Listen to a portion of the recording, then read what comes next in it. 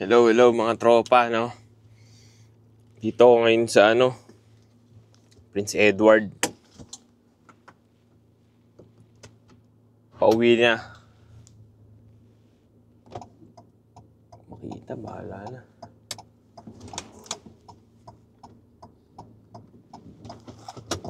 Ang lakas ng sikat ng araw eh.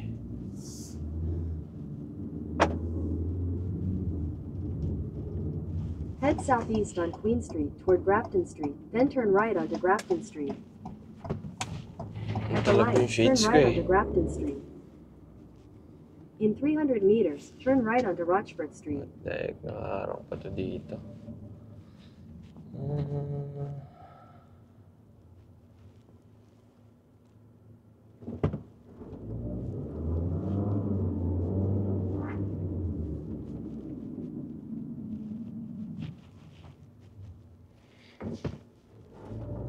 So ayun, ito yung una kong trabaho ngayong linggo. Ito lang yung nag-iisa kong schedule. Tapos Turn right onto support Rochford lang ako. Lead tech yung sprinkler guy, si Brad.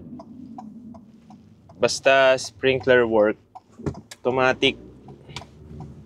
Support lang kaming mga fire alarm kasi Turn left onto Houston Street. di man namin alam yung work nila.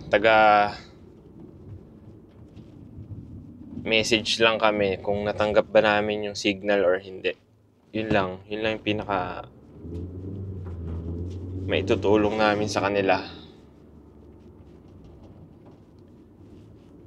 Prince Edward. Kaya mabilis lang yung trabaho ko ngayon, then pauwi na.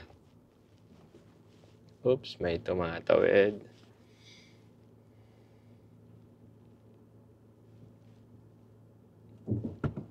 Kaya pag may nakikita akong pedestrian, tumitingin talaga ako magkabilang dulo eh. Lalo na kapag may mga sasakyan na harangan sila.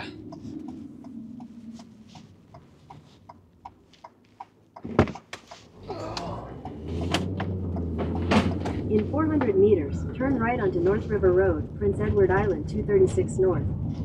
Mamadali ako umuwi eh, kaysa dito ako mag-lunch. Ginawa ko, yung free food ko, tinake out ko. Ayan, tinake out ko siya ito. Bali, ipasalubong ko na lang sa asawa ko. Turn right onto North River Road. Hindi pa naman ako gutom eh. 236 North.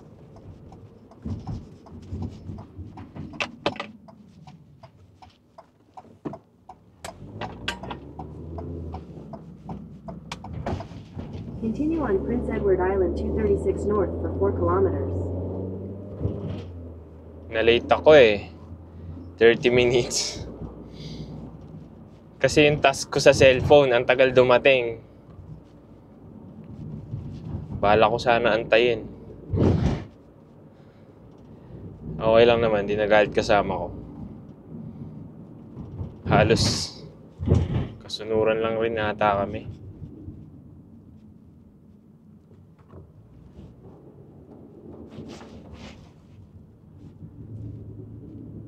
Eh, mahirap pag yung bahay mo malapit sa busy na road.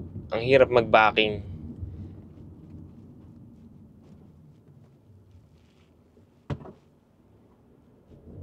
Mas madali kasing umalis kapag nakaharap na yung uso ng sasakyan mo sa kalsada. Kaya kung kaya mo talagang i-backing yung sasakyan, i-backing mo talaga. Pero ito sa company van ko, no choice kasi nga, yung rule dito, kailangan backing lagi.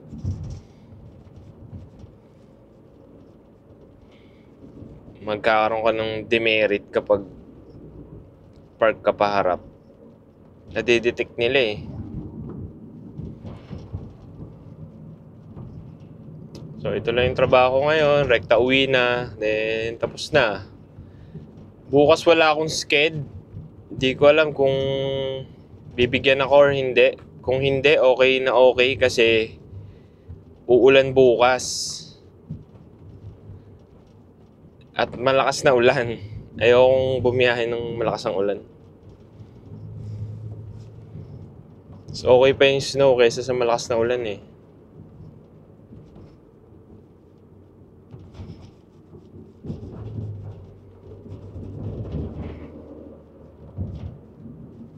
So yun, kahapon wala rin akong pasok.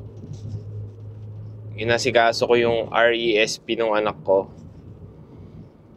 Maliit lang naman yung ihuhulog ko doon. Pero okay na yung kaysa wala, 'di ba? Tsaka TFSA. Maliit lang rin naman yung hulog namin, pero okay na rin. After 10 years, may panggala kami, ganun.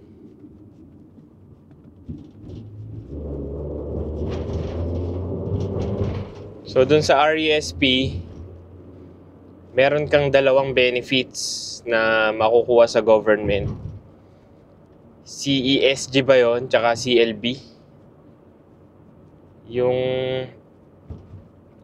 Bali yung total na makukuha mong benefits sa government, 9,200.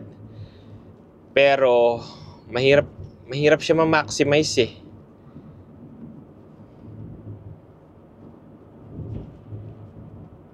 Free money na yung 9,200 na yun, no? Pero subject for approval pa rin yun. Yung akin hindi pa yata approve.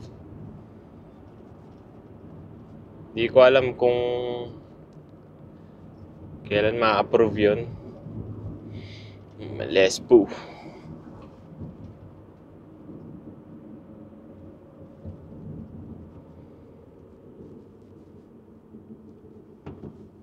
Yung dalawang benefits na 9,200 na yun, nahahati sa dalawa yun. Isang 7,200 at isang 2,000.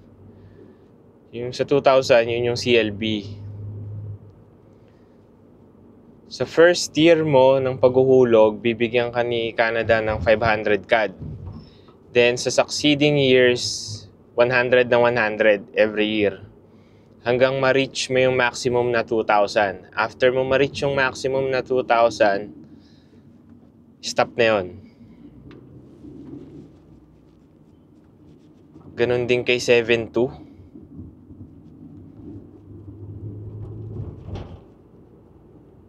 Kapag ang laki ng hulog mo every month, marireach mo kaagad yung 7,200, In then 300 meters, turn left onto Capitol Drive. stop na yun. So in total makukuha mo 9,200, which is okay, di ba?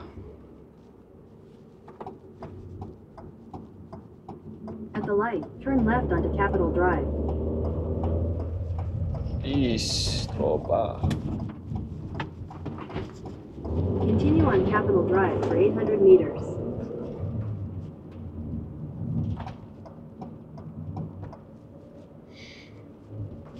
Oh, yun nga. May nakukuha kasi kaming CCB, yung Canadian Child Benefits ng anak ko.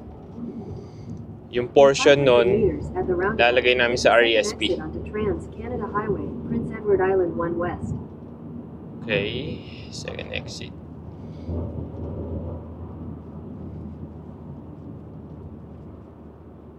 Para kahit papaano, pag kailangan niya ng pumasok ng university, merong pera. And sana mapalago ni CIBC kasi ininegosyo nila yun eh, sa mga stocks, ganyan.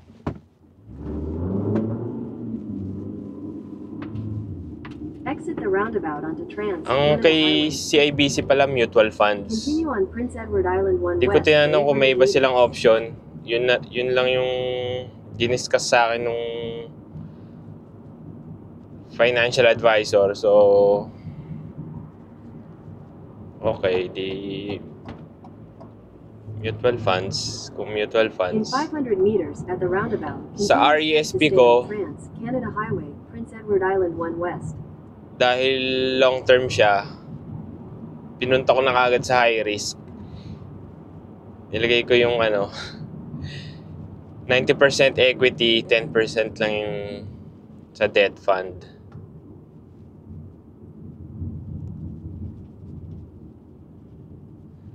Tapos sa TFSA ko naman, ginawa kong 75 equity. 25% yun sa debt fund. Kasi hindi ko naman kaagad i-withdraw yun. Ang gagawin kong minimum sa TFSA ko is 10 years. Then sa RESP naman syempre, hanggang maging 18 yung anak namin. Tsaka namin i-withdrawin yun. Long term siya, hindi yung kukunin mo agad.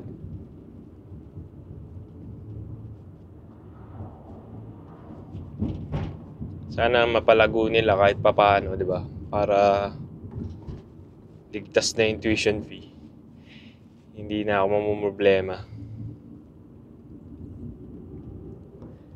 Para yung pera ni baby na nakukuha namin every month,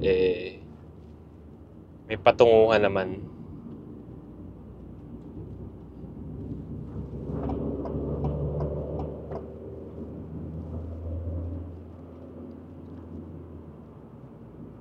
So, ganun lang yung In 400 meters at the roundabout, ginawa namin take the second kahapon. exit and stay on Trans-Canada Highway, Prince Edward Island 1 West. Okay, I will stay.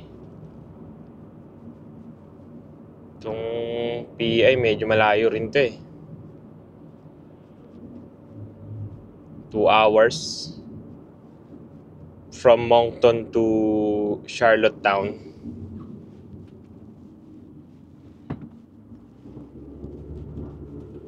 Exit the roundabout onto Trans-Canada Highway. Continue on Prince Edward Island 1 West for 38 kilometers.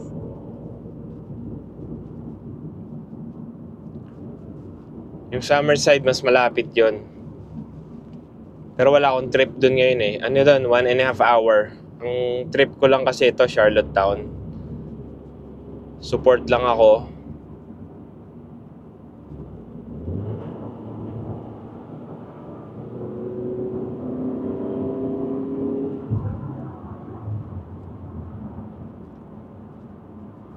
May traktora.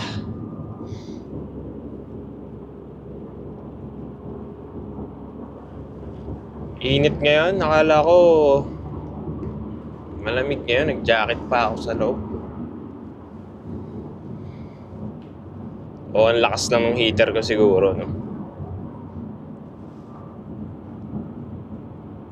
Grabe na sa harapan ko, sumasayaw po. Ayos yan. Enjoy mo lang ang life. Kaya naman kami lumipat dito para lang magkaroon ng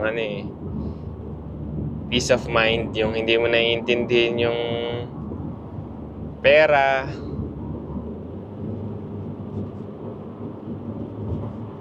Hindi ka may stress sa paycheck to paycheck na buhay. Kasi kahit papaano naman may naitatabi kami dito. Sa Pinas wala eh. Na-fairan ako nung San Miguel. Akala ko jackpot eh, San Miguel eh. Kakuha ko ng kontrata eh. 14.8. Ipag ginawang 15k eh. 14.8 pa talaga. Sayaw-sayaw pa to.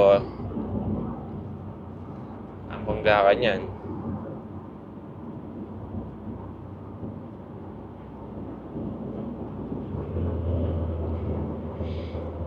Hindi na ako magmamadali umuwi. Bahala sila dyan. Sige. Paspasan kayo. Chill driving lang ako ngayon. Kota na eh.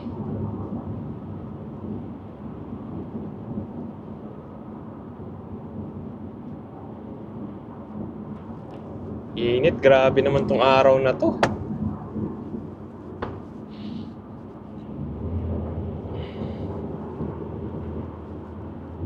Lakas eh.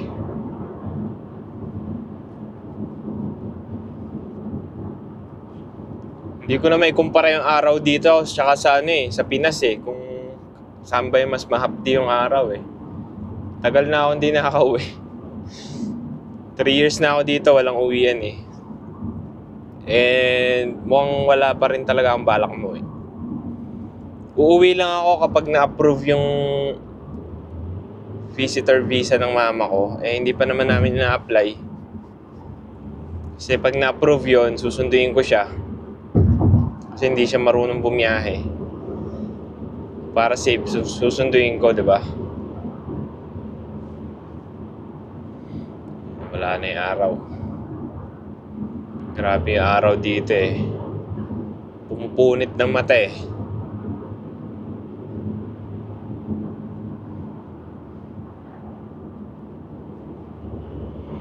Okay din dito sa Prince Edward. Maganda yung tanawin.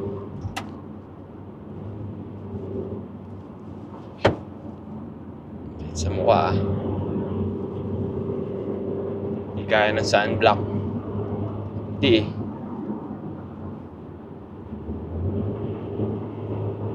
Ganda ng araw ngayon, no? Pero sa forecast, sobrang lakas ng ulan bukas.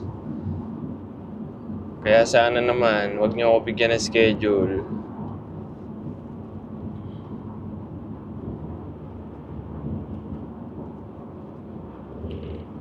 Ayos tong nasa harapan ko ah.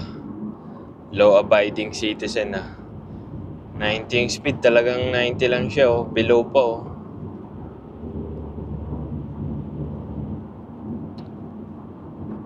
Mabait.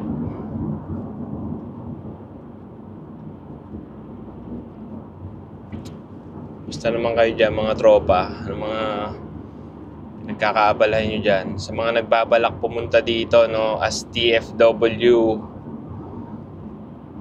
kalimutan nyo na muna. Huwag nyo na ituloy.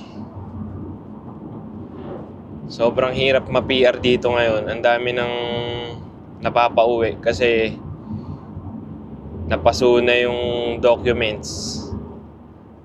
Hindi kasi maganda mag-TNT dito. Kasi ang goal mo dito ma-PR eh, para ma-enjoy mo yung benefits ng Canada. So kung TNT ka, wala kang ma-enjoy doon. Lalamangan ka pa nung employer kasi kahit magkano lang ipasahod niya sa'yo, wala kang palag.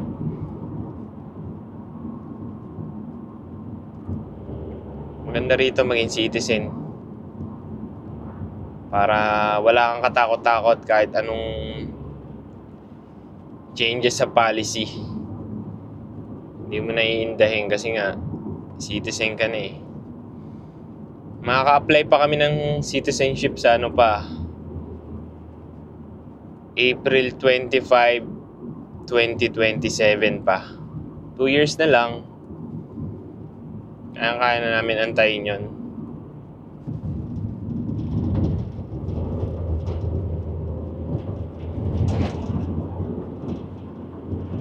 Kasi sa ngayon, safe naman kami. PR na eh. Hindi na kami kinakabahan. TFW, nako. Kakabahan ka na talaga. So, nakakalungkot yung mga kababayan natin na mapapauwi na buhos ng effort, ng pagod sa kanilang company, tinanggap yung maliliit na sahod para lang ma-PR, and in the end naghigpit si Canada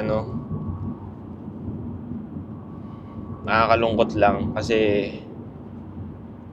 andito na sila eh. Nakatapa ka na kay Canada eh.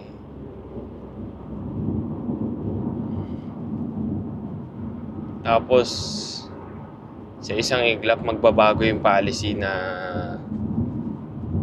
inumpisa nila yan sa tinanggal yung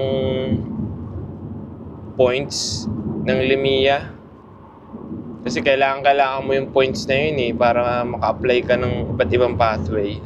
PNP, Express, tinanggal. So nahirapan lalo yung mga TFW. Ang inasahan na lang nila AIP. Lahat ng temporary resident, yun ang inasahan. Di ang nangyari sa AIP,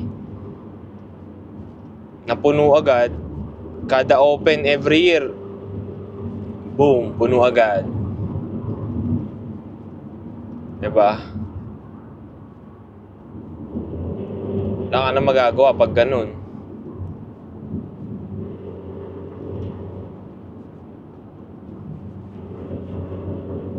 Pero marami pa namang ibang bansa dyan na magbubukas ng pinto para sa inyo. Kasi mga hardworking kayong tao, makikita ng Diyos yan. Hindi naman ito yung huli. Lalo na sa mga risk taker dyan, no?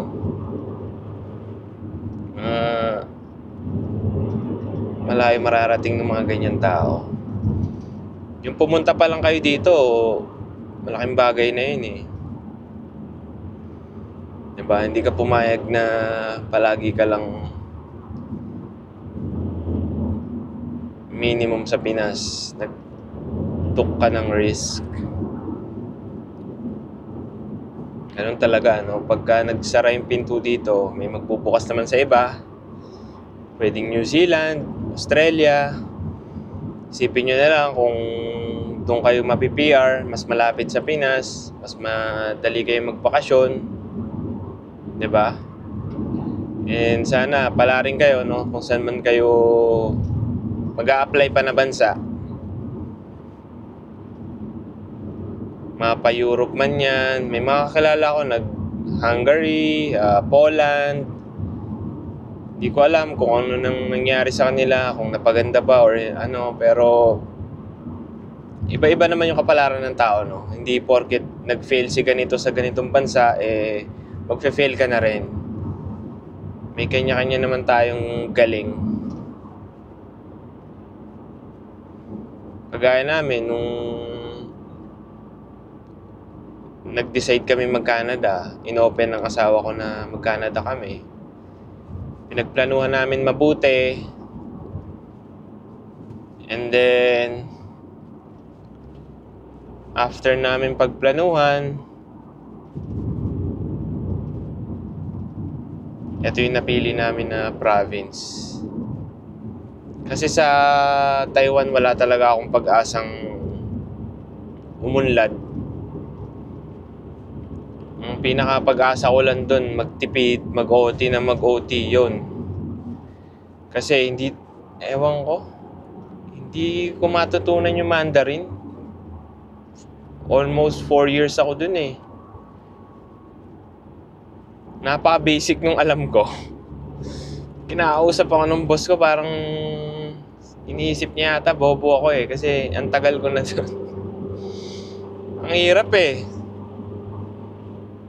Kaya inano ko talaga mag-Canada kasi English yung salita dito. Hindi ko naman sinasabing napakagaling ko mag-English, no? Pero sa Pilipinas, from prep to college, may English lagi eh. Kaya lamang na tayo kung dito tayo pupunta, di ba?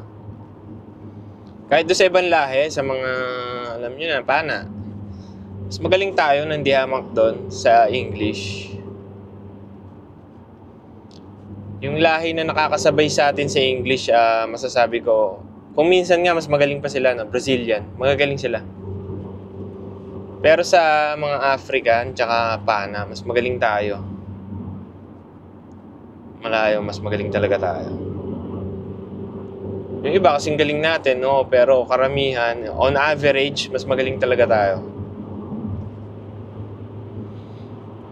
Haba na pala nitong nire-record ko, guys. So mga tropa, dito na lang muna, no?